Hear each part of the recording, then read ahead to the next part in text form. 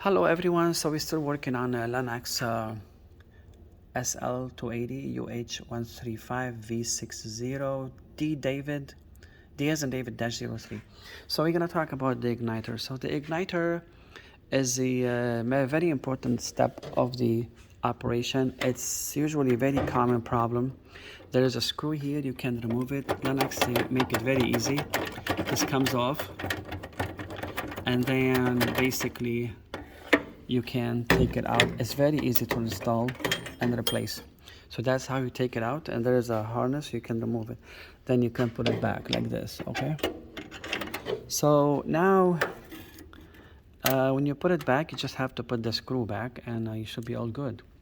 So that's how you replace the igniter in Lennox, this particular furnace. Now remember, it's better to use a original genuine Lennox parts than a universal. Now a lot of technicians use universal, they leave it forever. I don't recommend to leave a universal igniter that fits so many furnaces for a long term. I think it's only for emergency when you have nothing in your stock or it's very cold and you want to provide heat for people, okay? The easiest way to check the igniter is by checking if there's power in here. Now there are many ways you can do it. You can put your multimeter probes in here and turn the heat on. This comes on within a minute or so or less. You should have 120 volt. If you have 120 volt coming here and the igniter doesn't ignite, you are 100% sure that the igniter is bad. Sometimes if there's no 120 volt, don't immediately judge the control board. Because there are other things has to do with why you don't have 120 volt in here. It could be sometimes safety issues, because long time ago, if the furnace overheat and these safety switches interrupt the operation, sometimes they might be only interrupting power to the igniter, or they can be interrupting power to the gas valve. So before you judge the control board, you have to see if other component is telling the board not to ignite the igniter, okay? So this is one way. Again, if I were you, you have to check, make sure that all these limits are resetted. You know, there's a reset button in here. If they are tripped, you can reset them. You have to check the control board. Sometimes the pressure switch also will interrupt the operation because it's not sensing the negative pressure of the draft inducer motor.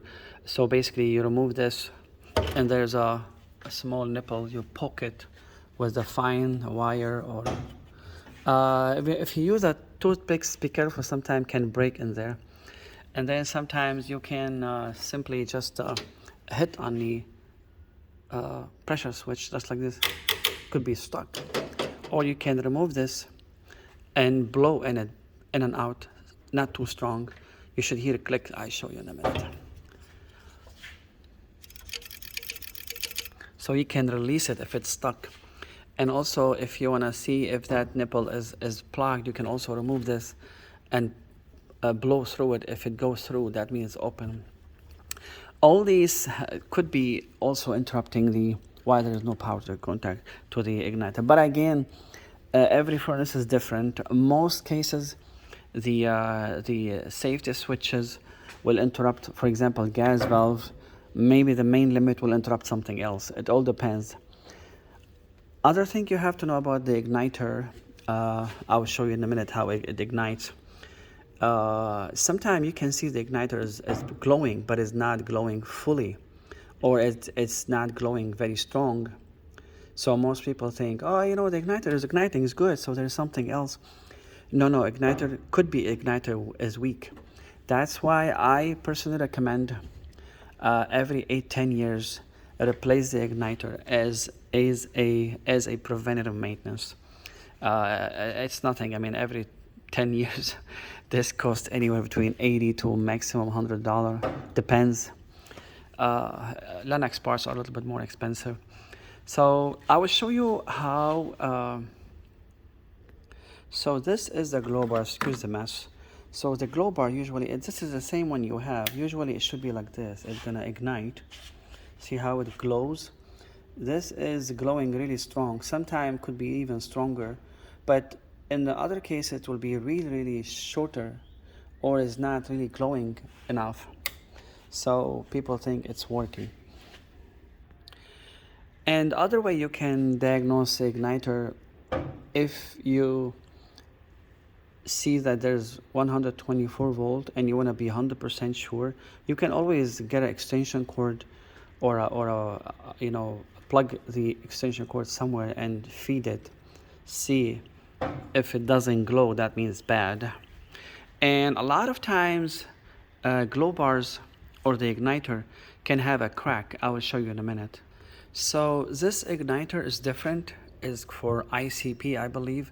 Sometimes you can see a crack in here, like a very fine crack. That's automatically bad igniter.